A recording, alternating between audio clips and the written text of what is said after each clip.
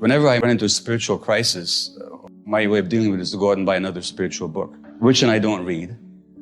But next time I run into another spiritual mud bath, I go out and buy another book. In fact, I buy several at one time.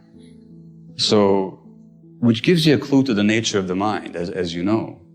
It's all about the self. I'm talking about the egoic mind. And so that egoic mind has no idea what the possible human is. Or at least it thinks that the possible human is just the wanting something. Now, in this culture, we've made that into an ideology. We made that into a science. We made it into a philosophy of life. So that the North American belief, or the belief of any materialistic society, but particularly capitalist society, is that the nature of the human being is to be selfish, to be acquisitive, to be aggressive, and to be competitive. And this is who we actually are. And you know what? Scientists will actually find for you the selfish gene. There's even a book written with that title. No, that's not science, it's ideology. But it's an emanation of that egoic mind, the same egoic mind that sits there saying, when is it going to be my turn? I could complain. Why can't I have that experience that other people have had of the being and the presence and the stillness and the unity and all the beauty? Or I could actually notice that I've never stayed still long enough for that to happen. I've not trained my mind in that particular way. And that's, of course, I'm so excited to working with Sadhguru in this course, because I can see right away that it'll get me out of my mind. Out of your mind is supposed to be a bad thing. What are you, out of your mind? Thank God I'm out of my mind, finally, you know? And so I do get that it's not about what anybody else will teach me. And it's not about what I'm going to teach you either. So when it comes to addictions or any other problem we're facing, it doesn't do to look for the solutions on the outside. That's a clue. It doesn't look for the solution from the outside. There are no solutions from the outside. The medical profession exemplifies that to the nth degree.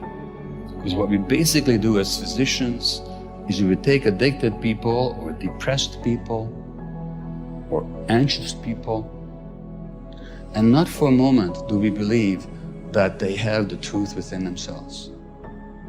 Not for a moment do we believe that the healing power resides in us all. Not for a moment do we have any idea how to encourage, invigorate, and empower that healing capacity that we all have. What we do instead is we replace one pharmaceutical with another. For your depression, here's the pill. Now, and I'm not even saying that I'm against pills for depression. I've taken them myself and they've really helped me. But they're never the solution. They're not the answer. At the very best, they buy you some time. But then we stop there. We think this is it. The solution is, you have a problem, here's something from the outside. Take this, and then you'll be okay. The kind of getting into your body that Sadhguru was initiating here, and looking at the nature of our mind that I'm encouraging in this conversation never occurs to the mainstream healing profession in this country or in this Western world, which is why we're so far away from understanding or being able to solve any problem at all. The first thing we have to understand is that when we have a difficulty, any kind of difficulty at all, there's two ways to approach it. So you can say, I have a problem with addiction, or my son or daughter has a problem with addiction. And how do I get rid of this problem? But as the spiritual teacher, Almas points out, he says, all the difficulties you experience, all the problems you have, exist quite simply because you don't want to grow up. On some level, we don't want to take responsibility. So the question is, how to take responsibility? And furthermore, he says that the reality is that every problem that we have can be looked at two ways. We can look at it as a difficulty to get rid of, or we can look at it as a message from our true selves. We can look at it as something to overcome and get through, or we can see it as a possibility of learning. And he says that all the difficulties that we have are actually designed for us by a part of ourselves that loves us so much that'll create extra difficulties for us if we don't get the message. What else can it do? I've actually had people with cancer come and say to me, you know what, this cancer is the best thing that ever happened to me. And I've had people who've overcome addictions say to me, the addiction which gave me HIV is the best thing that ever happened to me. Now, what on earth are people talking about? And I don't say that I recommend those ways of learning. But what they are saying is that those difficulties woke them up to the necessity of getting to know themselves. That the cancer woke them up to the necessity of getting to know themselves and to accept themselves, and yes, to love themselves. And but for those experiences, they were too stubborn to learn.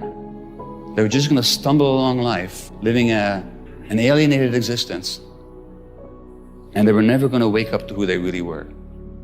So what Amos is saying is that any problem comes along not in order to make our lives miserable, but actually in order to make our life less miserable. And the suffering that it imposes is an attempt to wake us up. And if we wake up, we'll have a reason to be grateful. Again, I'm not saying that I recommend either cancer or addictions as a way of learning, but what I am recommending is that if they do come along, or if anything comes along, we take it as an opportunity to learn. We take it as a God-given gift that is here to wake us up. And unfortunately, many of us need many wake-up calls, and I'm not somebody who's very quick to learn. It takes a long time to wake me up. Even after I wake up for a while, my tendency is very much to go back to sleep. Remember, the question is the possible human? Well, what I'm saying here is that the very possibility of being human is inherent in dealing honestly and openly with our difficulties. That's what makes us human. That dealing honestly and openly and courageously with our difficulties is exactly what makes us human. Now, the possible human, I was going to bring you a quote, but I left it at home, but I'll tell you about it. I recently read a book by a American-Canadian academic called Mark Lewis, and it's called Memoirs of an Addicted Brain. Really a wonderful read. And he himself is a neuroscientist who goes through his own addictions, and he gets addicted to everything, like starts from pot to alcohol, to heroin, to ecstasy or other substances like that, ketamine, what have you. And he talks about the physiology of the addicted brain as well. Now, at a certain point, he's in Malaysia, and he's tramping through the jungle with some fellow scientists. In a clearing, they find these two people, a father and son. This tribe, this jungle tribe, and these two people are standing there. And I wish I could have read to you the eloquent description of these two human beings. But the fundamental sense of it is that they are two real people, absolutely grounded in themselves, comfortable with who they are, confident about who they are, not at all egotistical, neither afraid nor aggressive, and they feel safe and very much rooted in their world. It's a beautiful description. And of course, Lewis contrasts the confidence and stillness and presence of these two people with his own neurotic, troubled, uncomfortable in his own skin consciousness. And he says it's possible to be like that the very possibility of being like that excited him.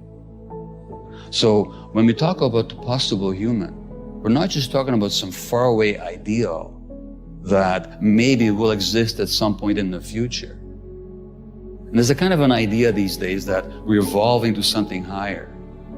I don't go along with that. That something higher has already existed and still exists in a very few rare places in the world where so-called civilization hasn't intruded. It's not that we have to evolve into something higher. It's that we have to shed the mental and spiritual pollution that so-called civilization has instilled in our minds and in our souls and in our personalities. And that's not a personal problem.